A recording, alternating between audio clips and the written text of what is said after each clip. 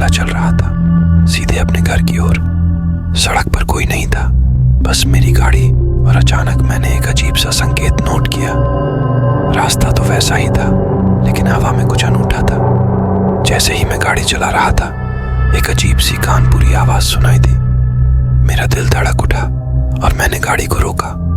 सब कुछ शांत हो गया। मैं यह देखने के लिए बाहर निकला, पर कोई नहीं था। बस रास्ते के किनारे पड़ी गाड़ी, और वहां से आ रही थी वह आवाज। मैंने धीरे धीरे उसकी ओर बढ़ते हुए उस गाड़ी की ओर देखा। वह खुली खड़ी थी, लेकिन उसमें कोई नहीं था, सिर्फ चल रही थी, जैसे कि उसमें कोई अदृश्य शक्ति हो। गाड़ी के बोनट पर एक अजीब सा छाया था, मेरी करीबी दिनकरी से दूर। अचानक वहां से एक भूतपूर्व आवाज सुनाई दी, रुको। मैंने गाड़ी को फिर से चलाने का प्रयास किया, लेकिन गाड़ी नहीं चली। तब मैंने समझा कुछ अलग है यहाँ। गाड़ी का दरवाजा खुद बंद हो गया, और मैं उसे खोलने का प्रयास करता हूँ, लेकिन वह एक अजीब से तरह का खतरनाक हंसी सुनाई दी, जैसे कि कोई अत्यंत डरावना मजाक हो रहा। मैंने उधर की ओर देखा, और वहां से एक अजीब सा चेहरा मुझसे मुस्कुराता हुआ मेरी ओर बढ़ रहा था। उसकी आंखों में वही हंसी थी, लेकिन वह न तो जीवित था और न ही मौके का वास्तविक शिकार। मैंने पूछा, तुम कौन हो? लेकिन कोई जवाब नहीं आया। तब उस चेहरे ने मेरी ओर उंगलियां उठाई और मुझे एक और बार हंसते हुए देखा। उसकी मुस्कान ने मेरे हौसले को कमजोर कर दिया, लेकिन मैंने खुद को संजीवनी बूटी देने का नाटक किया। मैंने फिर से गाड़ी को ठीक करने का प्रयास किया, लेकिन वह भी नहीं चली। अचानक गाड़ी की बैटरी समाप्त हो गई और सब कुछ अंधकार में डूब गया। यह सब कुछ इतनी तेजी से हुआ कि मेरा दिल धड़क रहा था।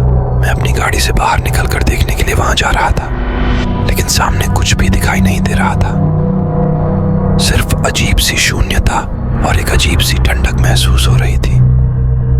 मैंने सोचा, शायद यह सब कुछ मेरी विवेकाधीन हल्लाहट का हिस्सा हो। एक हल्की सी हवा बह रही थी और मैं अपने आसपास की जगहों की तलाश कर रहा था। तभी अचानक एक पुरानी सी भूतिया बनियाद दिखाई दी। वहां से बहुत अजीब सी आवाजें आ रही थी, जैसे कि उस जगह में कोई अदृश्य शक्तियां हों।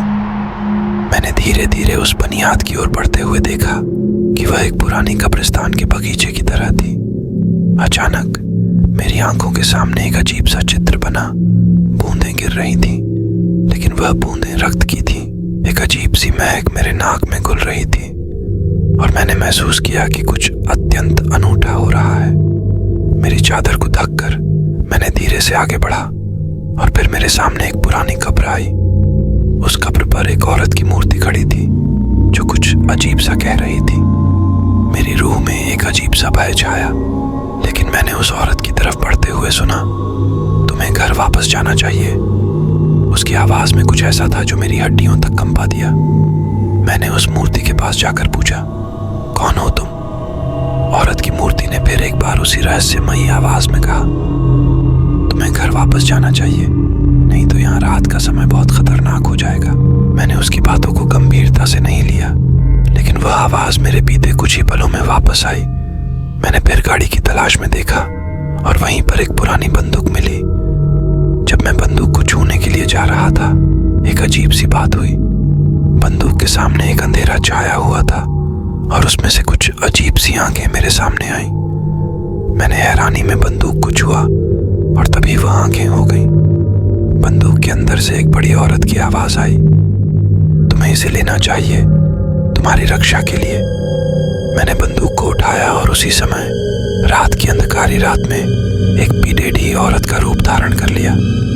उसकी आंखों में एक अजीब सी चमक थी, जो मेरे दिल को धड़का रही थी। औरत ने कहा, तुम्हें इस बंदूक का इस्तेमाल करना होगा।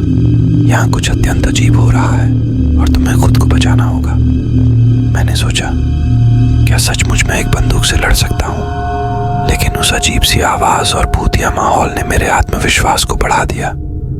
औरत ने मेरे पास आकर कहा, रात को यहाँ खतरा होता है, तुम्हें अपने घर वापस जाना चाहिए।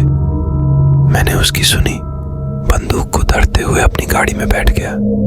अचानक गाड़ी खुद ही चलने लगी, जैसे कि कोई अदृश्य शक्ति उसे मेरे घर की ओर बढ़ा रही हो। रास्ते में एक एक करके गाड़ी ने मुझे मेरे घर की ओर पहुंचाया। औरत ने कहा, तुम्हें यहां से बाहर नहीं जाना चाहिए, इसे बंद करो और यहीं रुक जाओ। मैंने गाड़ी बंद की और बहुत देर तक वहीं बैठा रहा। रात की अंधकारी स्थिति में मेरा घर भूतों के और अजीब से चेहरों के आसपास से घिरा हुआ था। धीरे धीरे मैंने महसूस किया कि उन भूतों ने मेरी रक्षा करने का इरादा किया है। औरत ने कहा, यह सब यहाँ रात को हो रहा है, तुम्हें सुरक्षित रखने के लिए हम यहाँ हैं। रात बीतती गई और सुबह होते ही गाड़ी मेरे सामने थी, तैयार होकर मुझे वापस लेने के लिए। मैंने धन्यवाद कहा और गाड़ी में बैठकर अपने घर की ओर बढ़ा। जैसे ही मैं अपने घर की ओर बढ़ा, औरत ने कहा, तुम्हें यह सब यहीं रखना चाहिए और ध्यान रखना, रात को इस जगह में बहुत अजीब होता है। धीरे धीरे मैं अपने घर की ओर बढ़ता गया और अचानक वहां से एक अजीब सी ऊंचाई से नूर उगलता हुआ दिखा। वह ऊंचाई मेरे घर के ऊपर थी और वहां से एक आवाज आई, तुमने बहुत बड़ी साहस दिखाया है, धन्यवाद। मैंने ऊपर देखते ही वह ऊंचाई संसार के एक नए दृष्टिकोण से दिखने लगी। मेरे घर के चारों ओर भूतों ने मेरे आत्मविश्वास को मजबूत किया और उन्होंने मुझे यह सिखाया कि सच्ची बहादुरी कभी कभी अनदेखी शक्तियों से होती है। मैंने धन्यवाद कहा और अचानक समझा, कभी कभी रात के अंधकार में ही हमें अपनी असली शक्तियों का पता चलता है। रात की अंधकारी यात्रा मेरे जीवन को एक नए मोड़ पर ले आई थी, जिसे मैं हमेशा याद रखूंगा।